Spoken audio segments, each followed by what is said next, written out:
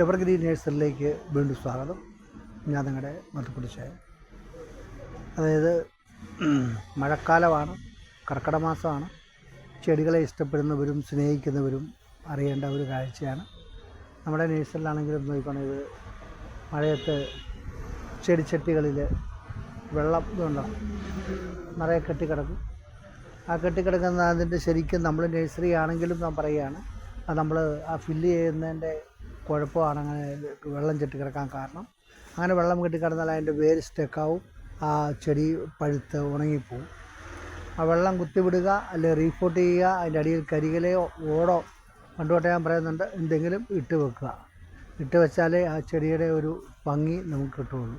അപ്പോൾ നിങ്ങളുടെ വീടുകളിൽ നോക്കിയാൽ അതുപോലെ ചട്ടികൾ കൂടുതലുണ്ടെങ്കിൽ വെള്ളം നിറച്ച് കെട്ടിക്കിടപ്പുണ്ടായിരിക്കും. ആ വെള്ളം കുത്തിക്കളയോ ഒഴിച്ച് കളഞ്ഞാൽ അതിൻ്റെ വളമെല്ലാം കൂടെ പോവുള്ളൂ. ഊറ്റിക്കളയണ്ട, ഒന്നിൽ കുത്തിക്കളയുക അല്ലെങ്കിൽ റീപോട്ട് ചെയ്യുക. അപ്പോൾ ഈ വീഡിയോ ഇഷ്ടപ്പെട്ടെങ്കിൽ നിങ്ങൾ ലൈക്ക് ചെയ്യണേ, ഷെയർ ചെയ്യണേ, സബ്സ്ക്രൈബ് ചെയ്യണേ. അടുത്ത വീഡിയോ വരെ കാത്തിരിക്കണേ.